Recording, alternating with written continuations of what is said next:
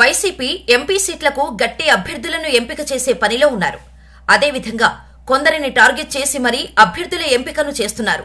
అలా చూసుకుంటే 4.5 ఏళ్ల పాటు వైసీపీ హైకమాండ్కు కంట్లో కునుకు లేకుండా చేసిన నరసాపురం రెబల్ ఎంపీ రఘురామకృష్ణంరాజును ఈసారి ఎలాగైనా ఓడించాలని వైసీపీ అధినాయకత్వం పంతమే పట్టింది అని అంటున్నారు. నరసాపురంలో వైసీపీ ఎంతో మందిని ఎంపీ అభ్యర్థి కోసం పరిశీలిస్తోంది. మాజీ ఎంపీ గోకరాజు గంగరాజు కుటుంబం నుంచి కూడా ఎవరినైనా నిలబెట్టాలని ఆలోచిస్తోంది. ఇవన్నీ ఇలా ఉంటే రెబల్ స్టార్ గా పేరు తెచ్చుకొని సినీ పరిశ్రమలో తనకంటూ ప్రత్యేక స్థానం కలిగి ఉన్న కృష్ణంరాజు సతీమణి శ్యామలాదేవిని వైసీపీ నుంచి వచ్చే ఎన్నికల్లో నరసాపురం ఎంపీ సీటుకు అభ్యర్థిగా నిలబెట్టాలని వైసీపీ అధినాయకత్వం సీరియస్ గా ఆలోచిస్తోంది అని అంటున్నారు. కృష్ణంరాజు రాజకీయంగా కూడా రాణించారు. ఆయన 2 సార్లు ఎంపీగా కాకినాడ, రాజమండ్రిల నుంచి గెలిచారు. వాజ్పేయి ప్రభుత్వం కేంద్రంలో కీలక మంత్రిత్వ శాఖలకు మంత్రిగా పనిచేశారు. ఆయన సొంత గ్రామం మొగల్తూరు. పశ్చిమ గోదావరి జిల్లాలో కృష్ణంరాజు కుటుంబానికి ఎంతో పట్టు ఉంది. దాంతో ఆయన సతీమణి శ్యామలాదేవిని అభ్యర్థిగా నిలబెడతారు అని ప్రచారమైతే గోదావరి జిల్లాలలో పెద్ద ఎత్తున సాగుతోంది. ఇక చూస్తే కృష్ణంరాజు జయంతి జనవరి 20న ఉంది. ఆ రోజున శ్యామలాదేవి అతిపెద్ద వైద్య శిబిరాన్ని మొగల్తూరులో ఏర్పాటు చేస్తున్నారు. దేశ విదేశాలకు చెందిన 20 మందికి పైగా ప్రముఖ వైద్యులు కూడా ఈ వైద్య శిబిరంలో పాలు పంచుకుంటున్నారు. ఇక్కడ ట్విస్ట్ ఏంటంటే ఈ వైద్య శిబిరం తర్వాత తన రాజకీయ ప్రవేశం గురించి ప్రకటిస్తాను అని స్వయంగా శ్యామలాదేవి తెలియచేయటం. ఇదిలా ఉంటే శ్యామలాదేవికి రాజకీయ ఆసక్తి ఉందని అంటున్నారు. ఆమె నరసాపురం నుంచి ఎంపీగా పోటీ చేయబోతున్నారు అని చాలా కాలంగా ప్రచారం సాగుతోంది. వైసీపీ కూడా ఆమెతో సంప్రదింపులు జరుపుతోంది అని కూడా అంటున్నారు. ఇప్పుడు రెబల్ స్టార్ జయంతి వేళ ఆమె ఏం చెబుతారు అన్న ఉత్కంఠ అయితే అందరిలో ఉంది.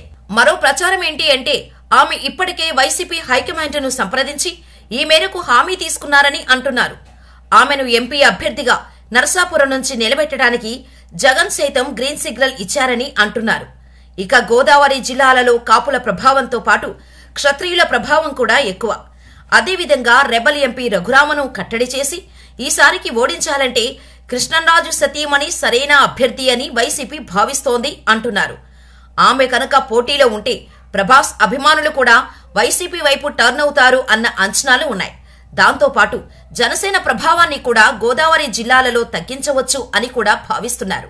మొత్తానికి కృష్ణంరాజు సతీమణి రాజకీయ ప్రవేశం వార్తయితే సంచలనంగా ఉండబోతోంది. అయితే ఒకవేళ శ్యామలాదేవి వైసీపీ తరపున పోటీ చేస్తే ప్రచారానికి ప్రభాస్ వచ్చే అవకాశం కూడా ఉందనే అభిప్రాయాలు వెల్లువెత్తుతున్నాయి.